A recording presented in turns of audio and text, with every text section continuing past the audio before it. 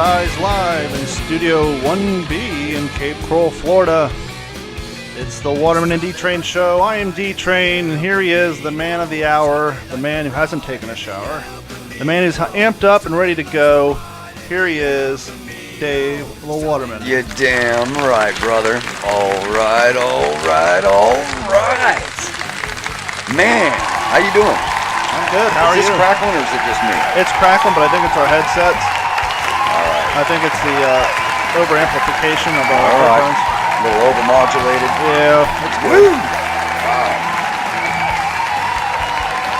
All right. Thank you. Yeah, that's better. That's very good. Damn, right on, bro. So what's new, fella? Thanks to the crowd, man. There we go. Oh, there it went, huh? Oh, nothing, man. Just, hanging out and enjoying life again. Enjoying this weather. Enjoying the weather. God, the weather's been so beautiful. Oh, was that not just a nice wake up, man, feeling that cool air the other morning? Oh, even today, I spent a lot of time today. outside. It's just been absolutely beautiful. In the sun, man, it just feels so good. And then you can just go and cool down a little bit. If you sit in the shade, it's like, yeah, now we're talking. It reminds me of a good Southern California day, because it's drier. Well, it's funny you say that because I was talking to somebody and they were like, man, I wish it was like this all the time. I was like, oh, well, move to California. This is what the weather is like all the time in California. So if you're wanting this weather, that's where you want to go. And it's funny because a lot of people don't realize, out west, they advertise it as sunny Southern California and this and that. It's cold, man. Well, it's the desert. I know it's cold, but I'm like, you go to the valley, you go over from the coast inland, it's hot. It is so smog-ridden and hot. But then you go out to the beach. I didn't have air conditioning in my house because I lived at the beach. No, that was very common. My dad, who lived in Long Beach, he also did not have central air. Yeah. We had a swamp cooler in the living room for when it got occasionally cold because the Atlantic Ocean is so cold. I'm sorry, the Pacific Ocean is so cold that when the wind blows it in, it just cools down everything. The downside is when you would walk out to your car in the morning, your paint would be coated with this crap, and so you had to wash your car quite a bit to keep it running clean. That marine layer would come in, man, every day, 3:30, 3:30, 4 o'clock, coming up through Malibu and stuff, and it would just be like, and then it would cool everything down. But it was nice because, you know what? You could truly go outside on a daily basis, shorts, t-shirt at the beach, but at night you had to have a sweatshirt or, a nice whatever kind of sweatshirt and pants, you know what I'm saying? But you go down and have bonfires at the beach. Sure. They had bonfires on the beach there. They don't do that here. Yeah. Which is weird because they got fires going like crazy out there, but they let them build fires on the beach, man. Well, I think they cut down on all that. And that's part of the reason, a lot of people don't realize the reason that California is so strict when it comes to smoking is because the fact that if you throw a cigarette out your window, the whole goddamn state burns down, much like what's going on now. Yeah, it's insane. My buddy lives in the mountains. The cabin I stayed at right there in Ventura, where was the Homely Hills fire, I believe, whatever is going on right now. Mm-hmm. And that's up by Calabasas and all that. Northern, that'd be Eastern Ventura County, northwestern LA County. Right there next to Kern County, which goes, anyways, it goes up into the mountains area right there. A lot of movie stars live up there. Well, my buddy's cabin's further up the 5 and up in the mountains that way. And he's going, man, I was talking to him the other day. He says, I'm just getting smoked out up here. Yeah, I can imagine. He goes, I'm getting so smoked out, and he's got like 7 dogs. And he says, man, I'm going to have to get the dogs out of here. And, I'm going to have to get going. Now, luckily, he doesn't have brush around his house. Yeah. So, and the fire, it's not getting anywhere near. It's blowing towards the coast, Yeah, but the smoke is still bad. I mean, you can't breathe outside. You go outside, looks like somebody poured a barbecue grill on your car. No, it's bad. I feel naked, man. So what's up? I don't have my hat on. I feel naked. Bro, you look good tonight, man. I just came back from a family dinner. It was kind of a last minute late hurrah for my dad's birthday. My cousin's in town. Happy birthday. And so we basically went out to a Mexican joint and had some food, but right on. I didn't have my hat on. I feel kind of naked. Decent? It was great. Was it good? Because you know how we are. Yeah, it was top flight. It was really good. I think this place won Best Restaurant in 2017. So really? It's a really good place. All right. I'll have to check it out. You're going to have to give me the name of the place. And as soon as I get $1 or $2, man, I know they're not dollar tacos over there. But as soon as I get a couple bucks, man, I'll go over there and sit down and have some lunch. So what's up, man? You know, one thing I've noticed recently, and there's a particular coffee shop that I frequent regularly. And they got kind of a new cast of cats in there. Aw. And, you know, new people, when they first start a job, obviously there's a learning curve and things like that. The problem I'm noticing, it's not the work, it's not the ability to perform the task. And I think this is a generational thing. I'm not going to go after millennials. I think this is a generational thing. Yeah, you're going after them, bro. Come on. There's this, and it's not even an attack, it's an observation. All right. And it has to do with them growing up on devices. Have you noticed that they're all timid? Like, when you're at this particular coffee shop, this place is known for writing your name on the cup, screaming it when the thing's done. And it's not just one person, it's like the whole staff. They go, your coffee's ready. Yeah. Oh, really? They're like that. They're just real timid. They don't take charge when they're doing their job. It's like they're waiting for someone to walk them through it. And it's just, I was talking. Really? Well, and I was talking to the manager there. This is a pretty national place, or is it local? No, it's a national chain. Okay. And I was talking to the manager there because I see her every morning, and we were talking about it. She's like, yeah, it's getting rough hiring mid-20-year-olds just because they don't have the social interaction that most of us have. And obviously, when you're in a coffee shop or fast food or whatever, making the coffee, making the food, that is a part of the job, but a huge part of the job is interacting with public. Customers, man. Being able to, Excuse me. Yep, that's the grade they get, man. Number one, getting orders out, but two, being able to problem solve when an order gets messed up really or you're in the weeds. Because I don't know many millennials, man, so I don't know really exactly everything that's noticeable. Happening. I was talking to a office manager for a veterinarian clinic that I do work for, and we were having a conversation. I said, I've been noticing lately when I'm out at, businesses with the younger group of kids that their interaction with the public is noticeably different than what we were used to. Yeah. And I'll give you an example. Today we were at a fast food restaurant, and it was one where you order your own food now, and then they bring it out to you. And, of course, these fast food restaurants, they always give priority to the drive-thru. Absolutely, yeah. Even though you have a full dining room.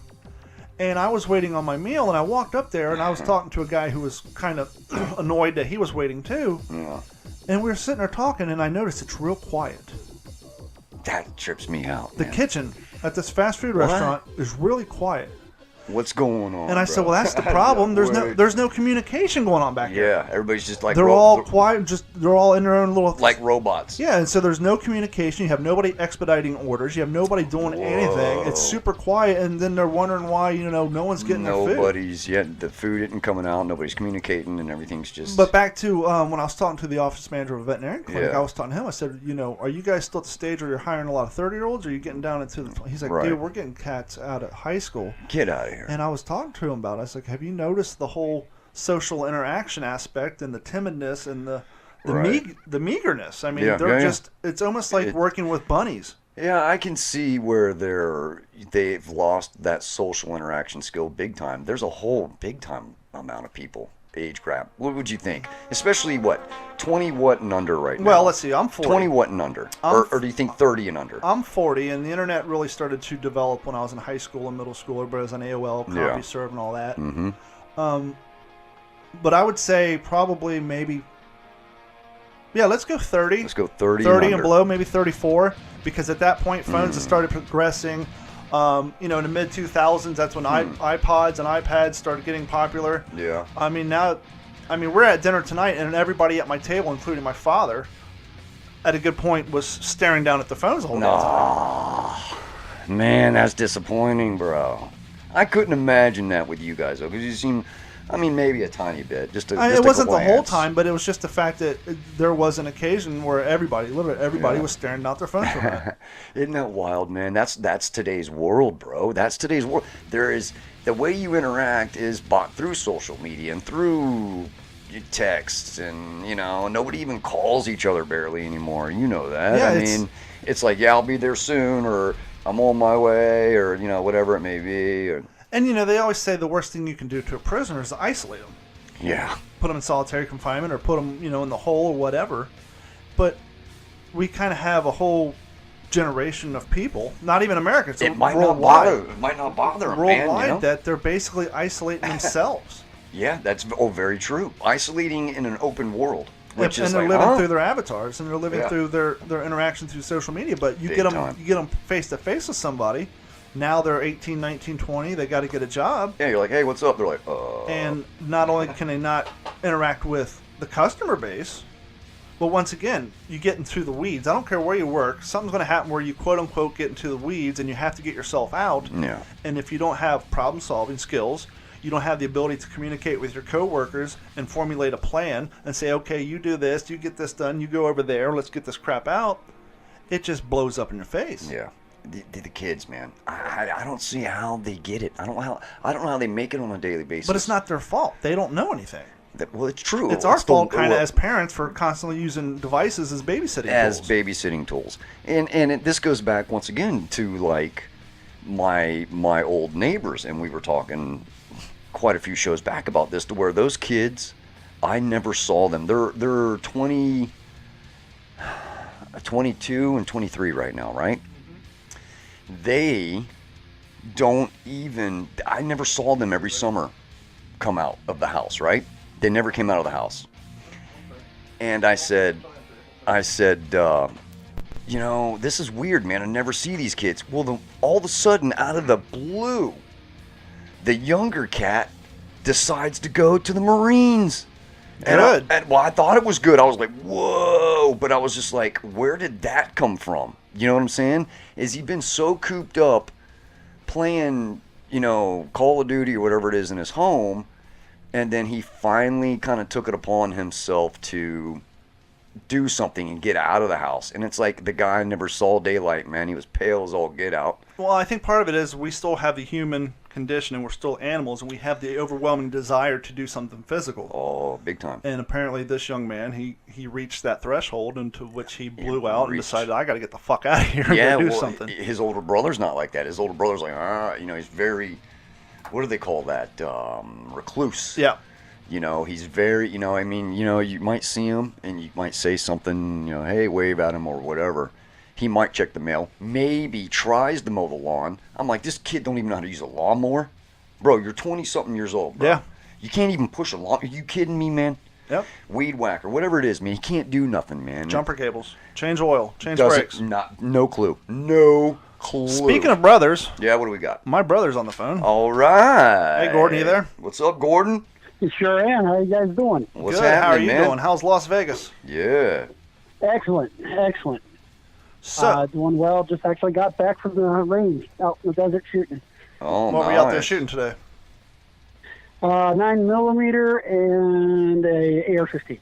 Now, you are in the process of acquiring your concealed weapons permit out in Las Vegas. And I have said this in the past on this podcast. I think it's a little too easy for Floridians to get their concealed carry permits, because all you have to do is take a 3-hour class, go down to the gun range, fire 2 shots, don't even have to hit the goddamn target. Wow. And then go pay $200. Now listen to what listen to what you have to do in Vegas in order to get a concealed carry permit. Lay it on us, Gordon. Lay it on us. What do you got? So out in Nevada, what you have to do is take an 8-hour course.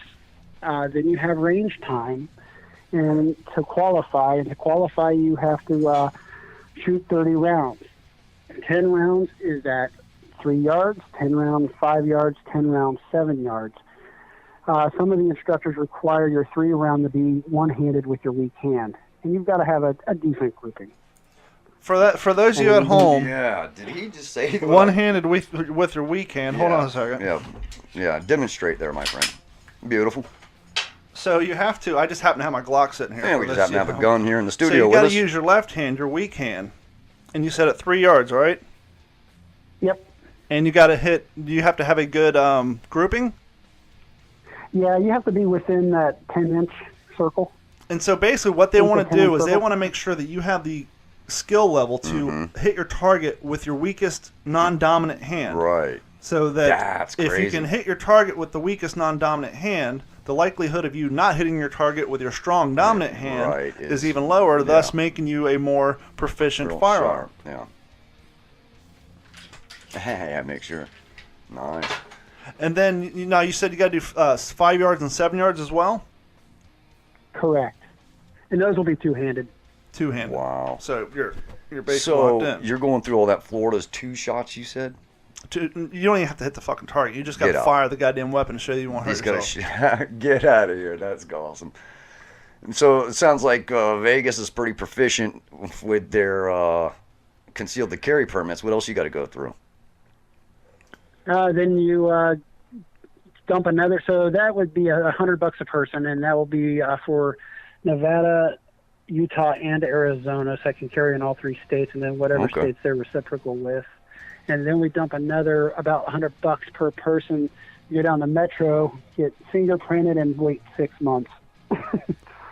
Yeah, 6 months. I got mine in 3 weeks. Now here is the. That sounds pretty thorough, man.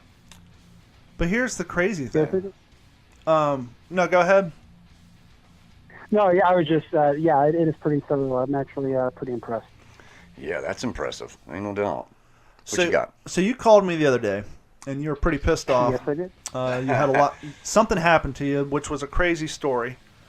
You kind of got caught involved. You almost became probably, or perhaps would have been, a victim of a road rage incident by some nut in Vegas. What happened out in Vegas? I was on my way to work Tuesday morning, and it's kind of funny because when I called you and I was still angry, I think it was near the end of the day. So I was on my way to work, and there's a side road off kind of a frontage road along the outer belt that I take to get onto the freeway. And it's approaching an intersection, and there's 4 lanes, 1 left turn, 2 straight through, 1 right. I was in the right of the 2 straight through lanes. I want to make my goal is what I always do, make my way across the intersection, because what happens is you pull up to the intersection and it'll be stacked 30 deep on the left lane. Yeah. That's going straight through, and I wanted to, and then the other one's got like 10 cars. So, like anybody else, path of least resistance, right? Absolutely. So I go up, and it's nothing illegal. I go across the intersection. I do my due diligence, good driver, throw on my turn signal. There is a guy in a white Ram truck, kind of right in my blind spot, just kind of back a little behind the C-pillar to the left. So I accelerate to get in there. All of a sudden, he punches it. Oh, boy. He's flipping me off. He's yelling. He's honking. And I've got a choice to make. Either try to get over or stay on the frontage road and keep going and hit the next road. I was like, you know what? This lane's closing out. I want to stay on this, which I did. All of a sudden, he slowed down. He got behind me. So I accelerated, and this jackass accelerated. Oh. I probably hit about 75 miles an hour at some point, but he's coming up on me. He's got a little more power than I do. He flips around me and squeezes right in between the car in front of me and myself, and he applies the brakes. At that point, I hop into the right lane. He hops into the right lane. Now I've got a choice to make. Oh.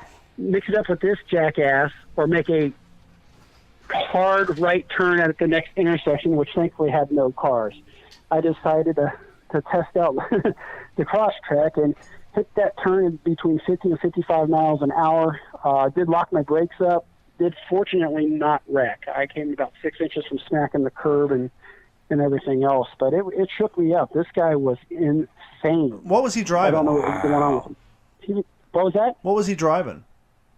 He was driving a Dodge Ram. Was it a newer Ram or an older Ram? Older Ram. I'm sure this guy was. No. Was it newer or older? Was it a newer Dodge or?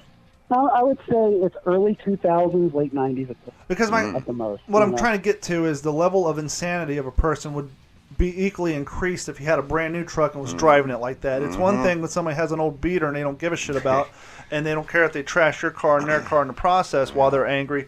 But it's even worse when it's a brand new car, because that means they really have no fucks to give. They don't care if they destroy their brand new car or yours or whatever they may do to you once they remove you from said vehicle. That's when you're running into the ballsies. This dude was so angry. I don't know if he caught his old lady blowing another dude or what. Oh, but, zeroed you out and was like, I'm taking it out. It was insane, and I just wanted to get away from him. I don't blame you, man. I've dealt with that in Southern California, man. I think if I got out of my vehicle, he would have probably realized I'm a whole lot bigger than him. Only a few inches shorter than D-Train. So, right, yeah. and a little lighter. Definitely, you guys are brothers, man. I can definitely tell that. Have you had an experience anything remotely close to that? The only thing close to that I've had is going down the 101 through Thousand Oaks, Gore Hills in Southern California. And I remember I was speeding, and I was in my Chevy Impala, an old early 90s Impala. And I remember just going almost 100, because you know how traffic is out there. Sure. People, they blow doors, bro. They haul butt. And I remember one time I was going down to Echo Park to see my buddy, and I'm just burning doors with everybody else. I'm going with traffic, and we're doing 90. And I remember a guy comes up behind me and start to flash, flashing a badge. Nice. And I was like, come on, man. You know how many fake cops roll around that place, and they try to get you to pull over. You know how many. I kept going, bro. I didn't stop. I just kept going. How many fake, badges from movie houses are floating around that town? Oh my God. So the guy comes up, and then he gets on the right of me, and I'm just sitting there. I'm just cruising along, bro. And he comes up beside me. He's like, hey, pull over. And I'm like, I was like, hell no, I ain't pulling over, bro. Until I see a helicopter or something, which wouldn't be the first time. Ghetto bird. Wouldn't be the first time. But, that was a whole different situation. But I said, I'm not pulling over, man. So I just kept going. And then finally he backed off. But nothing like what your brother went through. That's crazy. Back in the day, I think it was probably 2001, I just got my dog Kennison. Mm-hmm. And I had drove down to Kentucky to pick him up from my mom's house. And I was driving a 1995 Suzuki Somersault. Samurai. Oh. The Suzuki version of the Geo Tracker. I think the max speed on that thing was 75 mile an hour flat land. Cool, man. Roll over heaven. Yeah, mine was, it was what it was. I was poor, but it was pretty cool. Yeah. But I'm heading up 71 north from Kentucky back to Grove City. Right. And there's hills there. And I'm in the fast lane, and I'm trying to pass a semi. And I got the pedal to the fucking metal. I mean, I am standing on this thing, and I'm doing maybe 75, and there's probably a late 90s Firebird behind me, and he's riding my ass. And so here's the semi in the slow lane, and I'm trying to get around him, and the Firebird's on my ass.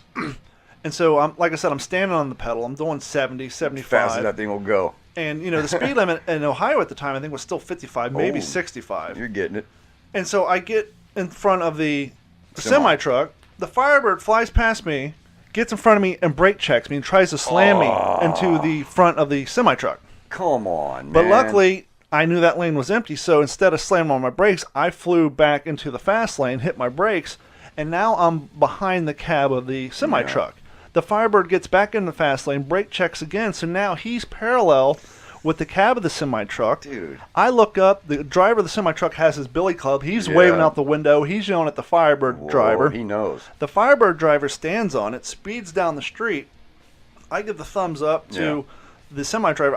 I'm 18, 19 at the time. Oh, young cat. My girlfriend's in the car freaking out. Oh, I bet. And what are you doing? Well, no, that we're in a soft top Samurai too, so it's all wind, flap. I mean, we could have easily rolled over and died in this fucking thing. Ooh, that would have sucked. And we're driving, and the Firebird's pulled over down the street, down on this side of the freeway. And I look in my rearview mirror, and the semi-truck just starts pulling over, and I said, nope, I want nothing to do with this. I'm fucking going home. I'm out. I am going home. Yeah, bro. That's those situations. You just don't. You got to be careful stopping because you never know who's getting out of that other car or what they might have, weapon-wise, and with everything going on nowadays. People are very short-fused, man. Speaking of going on, I just posted some photos on Facebook and Instagram. I think Monday or Tuesday. No, it was Wednesday. I came home and all my neighbors were standing outside. And I'm like, what Timmy and the boys do now? And my neighbor across the street's like, hey, come here, we got a problem. Yeah. I'm like, what the fuck? Yeah, what's up? So I go over and he pulls out his phone and he shows he has cameras on his house like I do. Right. And there's a group of 3 assholes walking down the street checking every door handle on every car on the street. And he has them on video getting into the passenger side of my neighbor right across the street's house. This is during the day. This is 2:45 in the afternoon. We have since discovered their bus stop is on the other side of the neighborhood, and they're trolling the neighborhood looking for shit to steal. Little bastards. And so I looked on my camera, and my quality of my camera is better. Now, I don't have them actively in the car, but it's good enough to where you see. Well, we turn it into whoever we need to turn it into. Nothing's come of it yet. But it's like, let's go back to dumb kids again. Yeah. It's 2018. Yeah. You're 16 years old. Your entire life, one end of the planet to the other, has been covered in video cameras. Mm-hmm. Wouldn't you think maybe it's... And I got... One of the dipshits was looking at my camera and puts his hood up. The other one's this white fat kid with a wife beater. I can't believe he wore to school. His man boobs are hanging out of it. Oh. And it's just like, are you kidding me? What the fuck is wrong with these kids? Dude, they have zero, they don't think about any kind of consequence, bro. And everything that they do, it seems they're going to post about it. Yep. So if they did get anything, I would imagine it's going to crop up eventually. But I wonder, does anybody did the police say anything? Did they come over? Or 3 hours later. Okay. I mean, not to call out Kate PD, but they were busy. So what else is going on in Vegas, Gordon? Oh yeah, sorry, Gordon. That's about it. Just watching the Golden Knights lose last night. What? Hockey team. Starting to get a little bit of smoke from the Cali fires. Starting to see that creep in a bit. Are you getting a lot of refugees from California up that way? We've been getting refugees for a couple of years now, it seems like. Yeah. And it's getting to the point now after this election cycle we're probably going to have to refer to this as East California. Yep. Yeah, I got to steer clear of that. You need to move the hell out of there. Yeah, I got to steer clear of that conversation. Money's too good. Well, hey, man, I'm going to let you go. I appreciate you giving us a call. I got another guest I got to get on the phone here in about 10 minutes, so I'm going to move on. We'll get with you here soon. Great. Sounds good. Great. Hey, man, take it easy. Have a good night, Gordon. Yeah, so, the kids, what a bunch of idiots, man. Because here's the deal. I don't get it. Here's where it gets me. If they're doing that, yep, they're one step away from home invasion. And that's exactly what I told my neighbor. I said, one step away from home invasion. This may not be a big deal. They're going through cars. They're stealing some change, but it starts with cars. Yep. And goes to garages. Yep. Sheds, and then full-blown houses. Full-blown. They're just getting their little mojos up to where, they're not going to care. And something bad, real bad's going to happen. I mean, yeah. Not cool, man. Not cool. I want to make a statement. What do we got? This statement's probably going to offend some people. I was going to say something too, man, but I'm trying to bite my lip right now, but let's go. The statement, though, I want to make, that I hope doesn't offend too many people. There's some of you who did this morning. Ooh. Some of you are probably going to do it tomorrow morning. All right. Hell, some of you may have done it this afternoon. Ooh. Yeah, I'm intrigued. And that is consuming cold pizza. Oh. Cold pizza is at the top of my list of the most overrated bullshit out there. You got a microwave? Yeah. Put it in there for 15 seconds. Even better, if you got more than 3 slices of an old pizza, turn the oven to 425, throw that shit in there for 7 minutes. There is absolutely no reason. And I remember growing up always, I love cold pizza. No, it's fucking gross. Major sports show, major sports channel had a show called Cold Pizza? Yeah. Or bullshit. Cold Pizza. And, for a long time till they ended up changing it. But yeah. Dude, I think it's overrated too. I like my pizza warm, man. I want some good old warm pizza, even warm it in the oven a little bit. If you're down and out, you don't have a toaster oven, you don't have an oven or a microwave, okay, I get it. Yeah. Otherwise, warm that up. Or if you're super horrible. I don't know. Sometimes, man, you know what? It is. When's the last time you had a cold pizza? When's the last time I had pizza? I can't even recall the last time I ate a cold piece of pizza. Gross. I'm serious. I can't recall, so that's a good thing. Number 2 on my overrated list. Oh, what do you got now, buddy? Craft beer. Oh, there's this huge, and we have brewers down here, and I love you all. I'm not trying to besmirch you, but me personally, I don't get. I guess maybe because it's the trailer boy in me. I mean, I was at dinner tonight drinking Corona Lights, which is by no means not fancy. I wanted a Miller Lite, but it wasn't available because we're at a Mexican restaurant. Do you have any lime in there? Oh, absolutely. I'm not complete trash. I know. Well, they got Tecate, Pacifico. But I don't get the whole craze. It's one thing to enjoy it. Well, it's a big deal, man. But when you turn it into a lifestyle and it's your whole sense of being, you want to talk about hops and all that shit. It's like It's gross, man. People love that stuff. There's a lot of bands right now too, even getting in on that. Well, that's because a lot of these action, a lot of these breweries and that they put on local shows and it's great and they're really helping each other. But I personally don't get. I think it's the whole craft beer thing's just overrated for me. You know, I'm a domestic guy. I like cheap stuff. To be honest with you, and which is terrible because you know, I like getting wasted fast. How do you feel about sushi? I like it from a restaurant. I'm not a big grocery store fan of it, even though it's decent, but it's okay, I guess. I don't eat it. It's very highly priced. So, of course, I'm not going to go there. Well, I like it, but once again, I think it's overrated. And here's what I mean. I'll go to Publix and I'll get their sushi platter and eat it for lunch and all that. Bad. If you want to go out to dinner somewhere and have some sushi, that's fine. Yep. But when it comes to these high-end places where they're paying a shit ton of money, it's like, I'd rather have a steak. Oh, yeah. Pay me to a steakhouse. Any day. I'd go to a steakhouse over a sushi house any day of the week. Good baked potato, steak, some green beans, man. Asparagus. Hell yeah. Oh, let's get some, son. Asparagus. Hell yeah. I love me some asparagus, bro. All right, what else is on your list, man? You got anything else you hate? Yeah, I'm lining up the next guest, so go ahead and... All right, well, you know, here's another story I want to talk about real quick. And it kind of bounces off your brother Gordon's story in a way. Mm-hmm. I was on my way home from the radio station last night. Yep. And I didn't get out of there till about 8:45, so it's, I don't know, 9:15 almost before I get up by Summerlin. And, you know, I know back roads and stuff from driving a tow truck. There's all these little cuts and stuff that you can take to kind of save time. So I know a bunch of little different back roads over there through central Fort Myers. Well, I'm cutting from 41 over to Summerlin. Mm-hmm.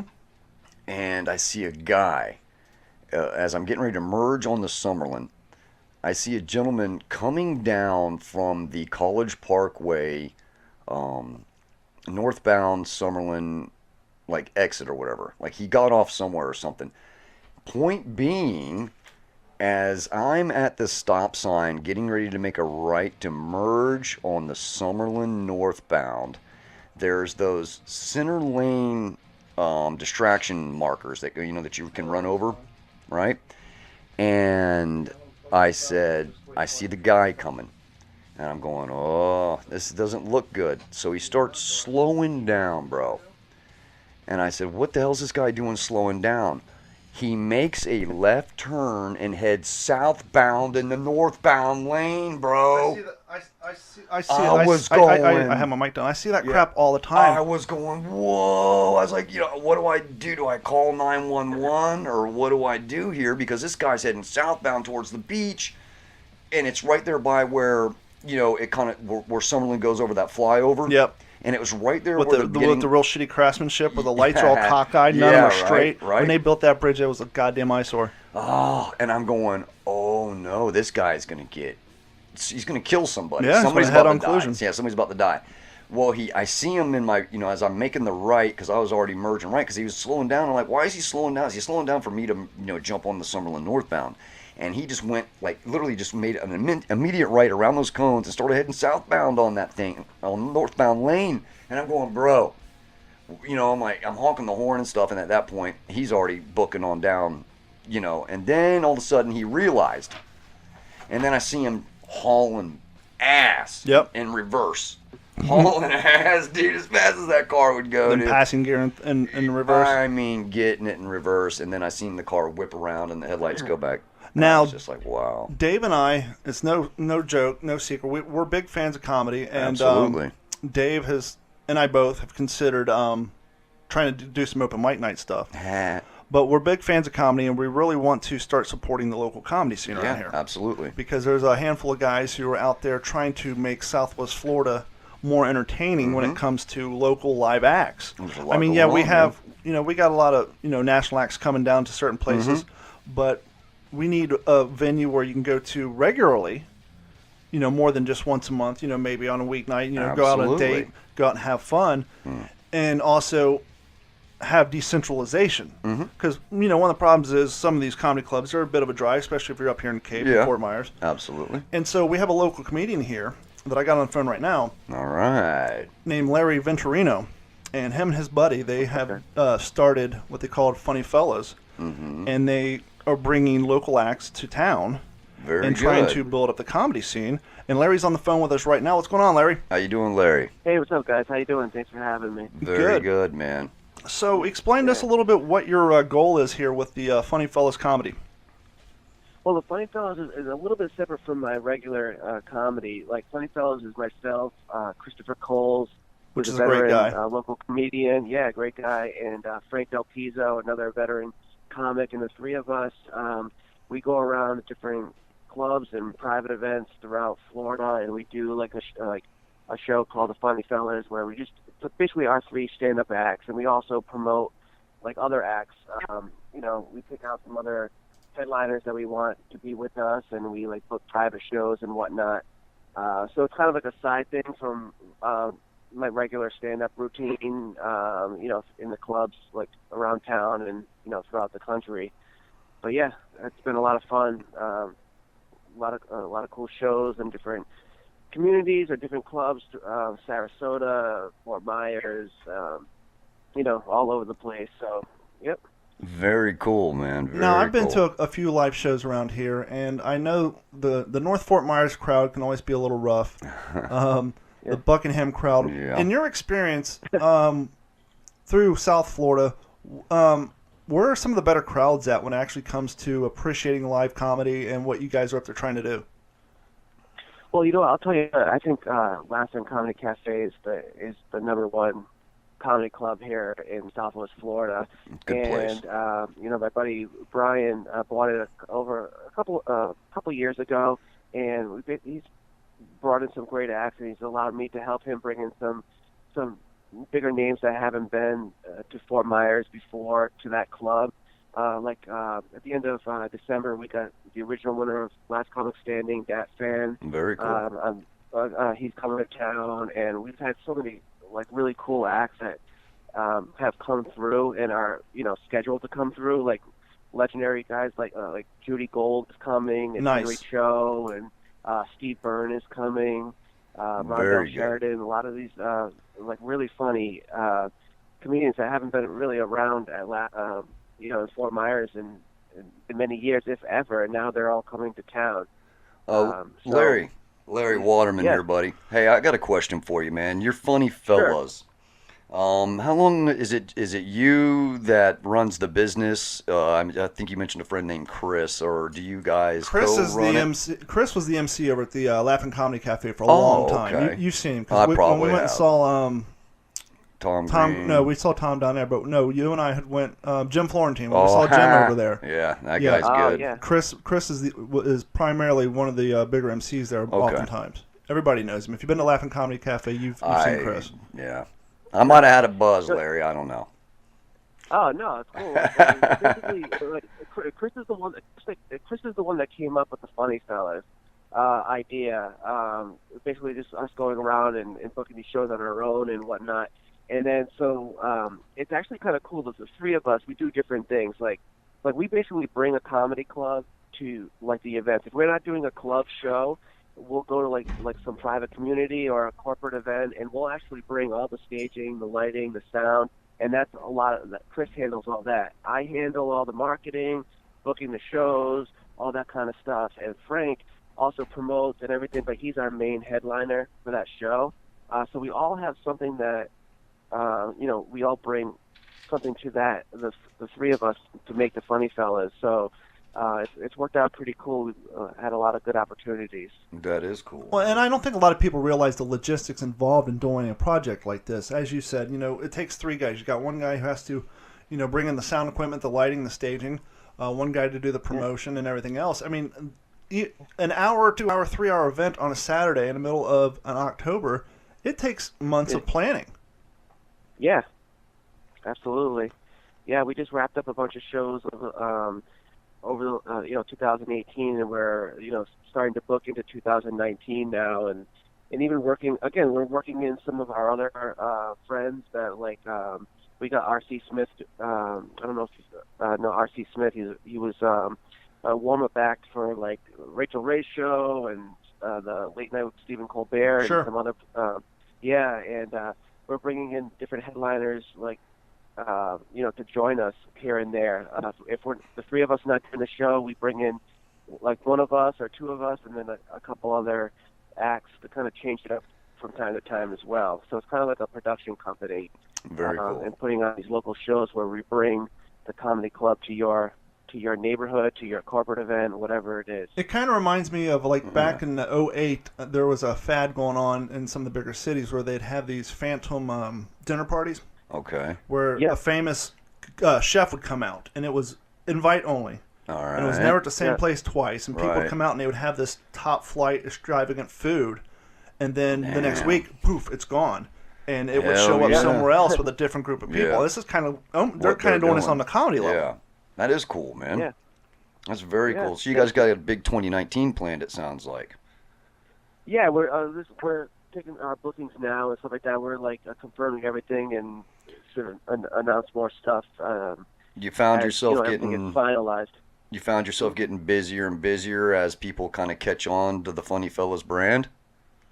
Yeah. Like 2018, like was really the big start. Like we were doing something in 2017, but mostly we really started picking it up in 2018. We did a number of shows around Florida and different corporate and private events, and so now it's trying to catch on. We get like different like referrals for like we did a private community, and then they referred us to another place, and we came in, and it's kind of like spreading. They're hearing about us and. The thing is, I'm lucky to be with them too. Like, those are two veteran comics that are just unbelievably funny. And so, like, we have Chris usually open the show, and then I'm kind of like sandwiched in the middle of like these two veteran comics who can just like make people are just rolling. So the three of us, like, all different styles of comedy, like of stand-up, so it really fits well. We kind of give like a little bit of an Italian theme to the whole event and stuff like that as well. Yeah, so it's a fun time. How long have you been actively doing comedy? Yeah, a little over 4 years. I actually, but I wasn't like new to the stage at that time. I used to sing in like punk rock bands as well. Hell yeah, bro. Over the years, and a little DRI cover band. Yeah, right. Black Flag. But along those kind of lines, and then I got into comedy, and I've been doing it ever since, and kind of like just really trying to promote myself, and traveling as much as I can from California and New England and around Florida, and trying to branch out more and more on my own, as well as with the Funny Fellas. Well, the reason I asked that is you've been doing it for 4 years, so you kind of got your start in the transition of what I like to call the community standard of comedy audiences. And what I was getting at is I was going to ask you how you've had to kind of change your format or maybe even change your approach to your jokes because of how easily certain people are getting offended nowadays. 'Cause we're hearing stories, by old-time comics who don't want to do colleges anymore, or they're afraid to do this and all that. So I was wondering how you've had to change your comedy, but it seems like you kind of got your start in the middle of it, so maybe you've been able to just grow into it, and it hasn't affected you as much? I do my thing on stage. Like, I'm like, it's weird because some people will say, like, I think some of my material is really edgy, but I do a lot of innuendo. I'm not really out there really vulgar. Like, I don't use really bad words. Sure. Some of the innuendo might be a little bit edgy at times, but we know, like, as a professional comic, you know what crowds to do what in at some points. Like, if you're going to do like a retirement community or some private corporate event, like, you tone down some of the material or don't do certain material. You dust off the Bob Hope stuff. Exactly. Yeah. Larry. I know not to do that, but Larry, I got a question for you. Yeah, sure. What's up? I got a question for you, Larry. Hey, real quick. What's your age, brother? How old are you? He's about our age. I just turned 40. Okay, right on. So you're right there in my bracket. Do you find obviously you find yourself playing, comedy houses and things, and with the millennial audience and things? How do you work your jokes? Well, that's exactly what we were just talking about. Were we? I'm sorry, Larry. Forgive Dave. His headphone jack went out, and so Larry, I'm sorry about that. I was fixing it while you were talking about that, but that was exactly what he was just going over. My fault, Larry. Oh yeah. Yeah, no problem at all. Yeah, like, so what I was saying is, like, I basically do my thing, though. If I'm in the club, like, I do my material, like, I talk about race, I talk about a lot of different touchy subjects, but I try to do it in a professional way and, like, you know, a thought-provoking way as well. And I'm not going to, like, just because somebody is completely easily offended by something, I'm not going to, I go up there, I do my material, I want to do my act. I brought it to other parts of the country, and it's been well received. So if a person here or there, you know, not everyone likes everyone.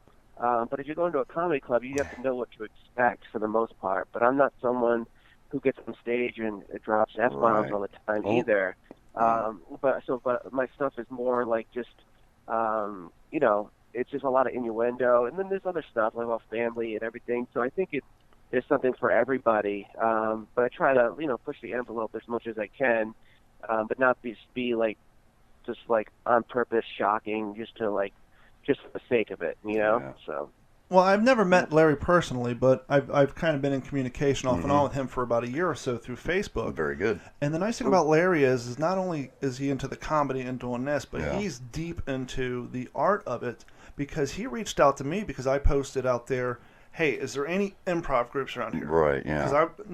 Because I was kind of interested in getting and doing some improv stuff to help with what we do on the air. Oh, okay, very good. And to, you know, hone our skills. And he reached out to me and said, and you know, and correct me if I'm wrong, but he reached out and said, hey, I'm putting together a little workshop, and I may be bringing in, you know, a comedian if you're interested. And unfortunately, at the time, something happened that I wasn't able to make it. But did that workshop work out well? Oh my God, it was so much fun. So you were talking about Kevin McDonald. Yeah, I didn't want to step on it. See, that's he brought in Kevin McDonald from Kids in the Hall. Oh, which really? I had been watching Kids in the Hall my entire life. Where was I at, man? I need help. Yeah. And I was like, Jesus Christ, I would love to go do a improv workshop with Kevin fucking McDonald. I've been watching this guy since I was in middle school, and then something happened where I couldn't go, and I was so disappointed. But how did that turn out? It was a lot of fun. We had people travel from all over Florida, not only to take his workshop, but also to see him perform. Like, there was people from all over, Tampa, Miami, Orlando, that drove down just to see the show. It was pretty packed. It was like a Sunday night. So we had an all-day improv and sketch comedy workshop with him, where he kind of like helped facilitate this workshop, and we broke into groups, and we learned sketch comedy through improv, and then we wrote these sketches that we then performed that night on a show with him. And then so like you shared the stage, like not only did we performed our sketches, but then at the end we did improv with Kevin McDonald, so you get to like share the stage with him. That's like cool. This legendary comedian that was like probably my biggest comedy influence. And you know, we were on stage just like, you know, doing our thing, and it was just a lot of fun.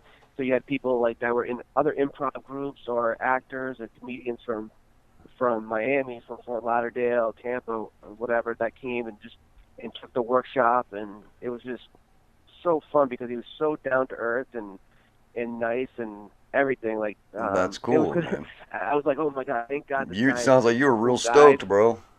Well, yeah, man. Yeah. Well, the thing about the Kids in the Hall is they're held at a high standard, and here's why. It's back when their show was out. This was before the internet. This is before streaming video. Absolutely. And so what would happen is when you had all these rock stars and comedians and anybody who spent time on the road, they would have all the Kids in the Halls on VHS. Yeah. And they would just burn through them over and over in their buses. And so these guys, they are held at such high esteem by everybody in entertainment, whoever did any traveling consistently, because they would just watch these tapes and burn through them and watch them on TV. That's where we got These Are the Days I Know, correct? That's exactly where These Are the Days I Know came from. That's where I thought so.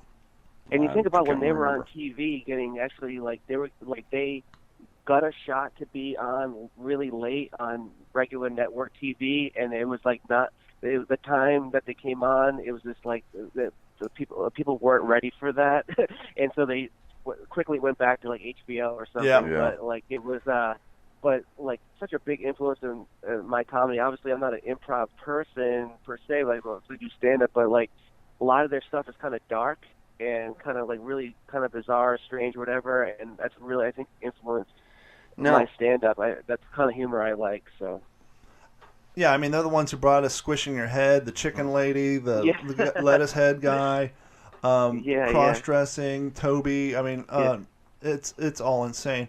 Now, I know you have an event coming up on Saturday, December 1st at the TNP. Why don't you go ahead and promote that? Oh, yeah, thanks for asking about that. That's going to be a really different event. So the Stage 2 improv group that's based out of Naples, they perform not only at the Golden Gate Community Center down in Naples, but they also do a comedy night every month at the Naples Players, the Stockton Theater in downtown Naples on Fifth Avenue.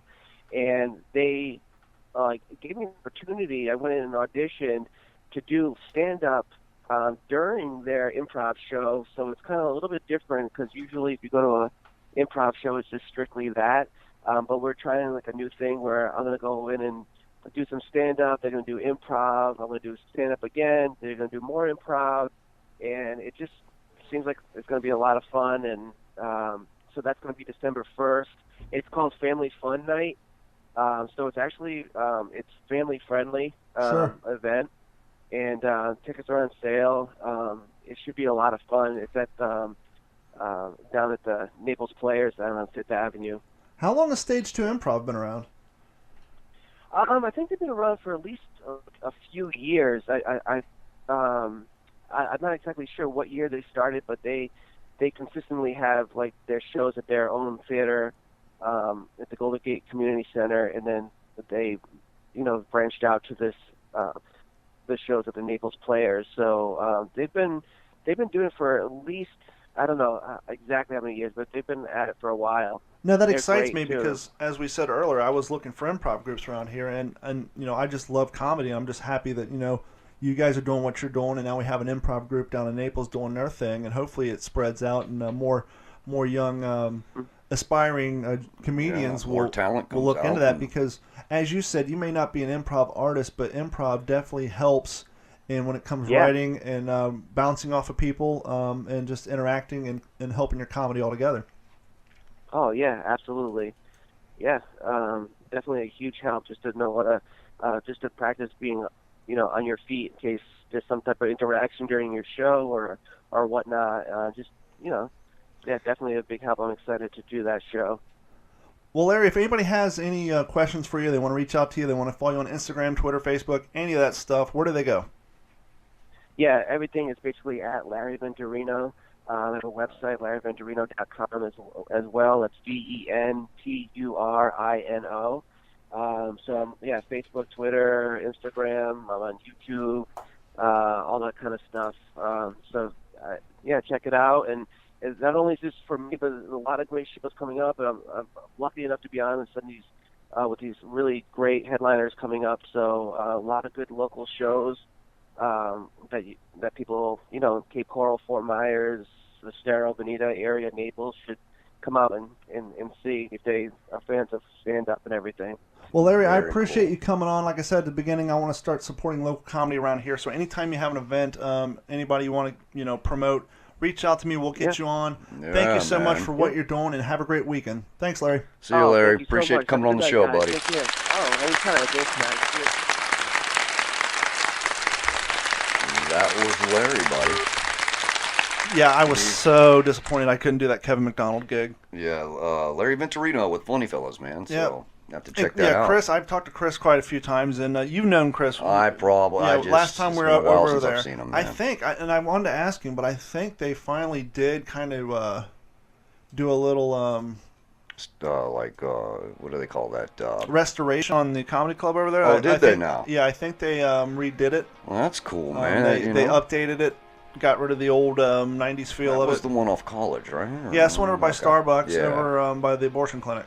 Yeah, dude, I see those people out there protesting all the time, bro. I ride by them, I give them a honk. Beep, beep. Yeah, it's funny. I think we saw it was all either the abortion people protest. That's hardcore, bro. It was. I think Craig Gass was there because we had on Stan Haney, and he was just talking about how this was the abortion. He's talking about the abortion clinic outside and all that stuff. That had to have been a show, man. It was freaking crazy. Well, dude, I guess we're there, huh? Yeah, we're getting close. I'm just looking through my list of shit. Some of the stuff's evergreen. I can carry it on. Yeah, same here. I don't know how long we've been on now, man. No, we've been going forever. All right. Well, that was great having Larry Venturino on from Funny Fellas, man. That was really cool. Thanks for everybody for hanging out with us. Absolutely. Please check out d-410.com. Hyphen is a dash. You can find all the information on us there. I got some new podcasts I've launched. I've been doing a lot of work. The Waterman D Train Show is available on Spotify now. So now if you're not an iTunes user, you're not a Stitcher user, you're not a 96K Rock app user, you don't like going through the website, and you're a Spotify guy, you can find What's the Scuttlebutt, you can find Fail to Fail, and the Waterman D Train Show on Spotify. Absolutely. I'm working on getting this show onto Google Music, but their website kept crashing. It took me 5 hours to get What's the Scuttlebutt on there, because every time you go to submit the code, the website would crash. So Spotify, Stitcher, iTunes, Google Music, and there's another one I'm working on. But anyhow, we're getting the show out there. You got a lot we're going getting on, bro. We're trying to build things up here. Yes. I got some stuff going on. Yes. We'll talk about in January. I had a feature. Good things coming, man. I used to host a website back in the day along with d-410.com. Right. d-410.com has been around since 2001. It was an online magazine, which is funny because I can't spell or write for shit. So the fact that I was trying to put an online magazine together is like a guy with one hand trying to do a guitar session website. But I had a forum on there. A forum is something on the internet where you go talk to people back in the day. It was called what'sinyourhead.com. And what'sinyourhead.com may be coming back. That's in the future. But one of the features I had, because I was such a shitty writer and had such short attention spans, I would do what I was called the half-ass review. And I would do half-ass product reviews because, once again, I couldn't write. My grammar was horrible, and the longer the review, the less people read it because it was atrocious. So That's a damn good idea. I would do these quick half-ass reviews, and my brother asked me 2 weeks ago to bring back the half-ass review and make it part of this show. Absolutely. And I was going to do a half-ass review on these JBL earbuds. They suck. That I had purchased. And I bought these because I was at the gym. Suck. Oh, they're good. And my my headphones broke. And so I walked over next door to the store. There's a big box store there. Not super big box. Kind of think a little bit better than a Kmart. But they're JBL. They look nice. Yeah, they're nice, and they got these ear cuffs, and what they do is they go in your ear, and these latch around. Well, the first complaint I had is when I was walking through the parking lot. Of course, they're not going to do it now, but these things fall off so easily that I actually lost one in the parking lot when I unwrapped it. I had to walk around for 5 minutes. See, right there? That trying sucks. to find that. And so I was like, well, did it come with one? And it had this cool feature they advertise where they put magnets on them so that you can hang it behind your neck when you're done using them. All right. How do they work? Well, that's the problem. Now, these are they JBL. Suck. These are JBL. Sorry, bro. I just had to do it, man. And the sound quality's not bad. Oh, so that's good. The problem is these are designed and these are advertised to be for the athlete. The guy running, pounding the road. The guy doing, lifting weights. The guy, that's busting his ass. That's got to stop. That's fucking annoying. I know, just fucking around. But anyhow, they're fucking quiet. Are they real? It's almost like they have a governor on them. They are, like, when I use them at the gym, I can barely hear them over the house music. I can barely hear them over when people are lifting weights. They just don't get loud enough, huh? Well, here, I'll put them on my phone. You can put them in your ear, and no, they do not get loud enough. It's almost like they're made for kids, and you're concerned that their hearing is going to get fractured. I mean, I'm sitting there on the treadmill, like I'm like going through my system settings, trying to find a way to make Pandora louder, to see if there's a weird setting. But no, they're kind of uncomfortable. They weren't extremely expensive, but they are just way. So what is your overall so far? Now these were. I'm going to be honest with you. These were $15, so they're by no means expensive. I shouldn't be expecting like a tremendous quality product, but I will say this: I would not buy them again. My gym has a crappy headphone that says Planet Fitness on it that they sell for $5 that are more superior than these. Yeah, they don't sound loud enough. No, I mean, this phone's cranked. I know this isn't great pod; you can't hear it, but the phone is cranked, and Yeah, you can't hear it, man. And it is so soft. So imagine doing that on running on the treadmill with 5 treadmills next to you, or running down the road with streets. And their whole And the packaging on these has a guy like running. You know, he's all sweating. And, you know, he's Billy Badass. He's going to kick your ass, and he's running for his life. But it's like you can't fucking hear it. They're headphones. Not living up to the hype. Not living up to the hype. And so for my first half-ass product review. It's a half-ass review. If you want more detail, that's on you, because this is a half-ass product review. Yeah. These JBL, I forgot the model number on them. Anyhow, they come in a black box, have a picture of a chick or a dude's face, and it says like strive or brave or you know, anger or some animalistic bullshit. Yeah. Just walk away from them. I know they're cheap. Maybe like if your kid, you know, you're on a family vacation and your kid lost their earbuds and they won't shut up, you need them to give them something. But if you're actively going to use these on a daily or weekly basis and you plan on using them in an environment that's louder than a library, don't fucking buy them. They're garbage. They don't look good. Just get yourself. And the fact that they're JBL just makes and that's a good compliment. Exactly. And when I'm wearing, you know, $5 crappy ones from China that I bought at the gym that have the gym name on them, and they're 3 times louder than those. It's just insane. That goes to show, right? All right, buddy. Are we ready to? Yep, we're good I'm to good, go, man.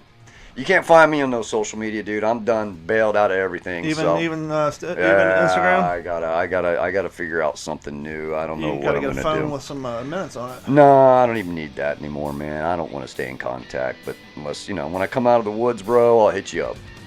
Thanks, everybody. Thanks, Randy Bailey, for the song. Apparently, yes. Thank you, Randy Bailey. And I have, man. That's what I don't get, man. I'm just getting crucified for stuff. When I say stuff, people's ears aren't listening, man. Hey, Debbie wants to know when you guys are hanging out. Who? Debbie. I don't know, Debbie. Well, it's on the live feed, so I guess I could say her name. Debbie Shea says, "Hey, Dave, when are we hanging out?" Hey, right on. You at home now? I don't know. That was a couple minutes ago. I'll stop over on my way home. All right. But anyhow, if I said anything during the show today, hope it's something positive that you picked up on. Life is short. Yep. Follow your dreams. Keep rocking, man. Do what you got to do to get things done. Go out and grind. Damn right. Because you never know when you're going to wake up dead. Damn right. See ya.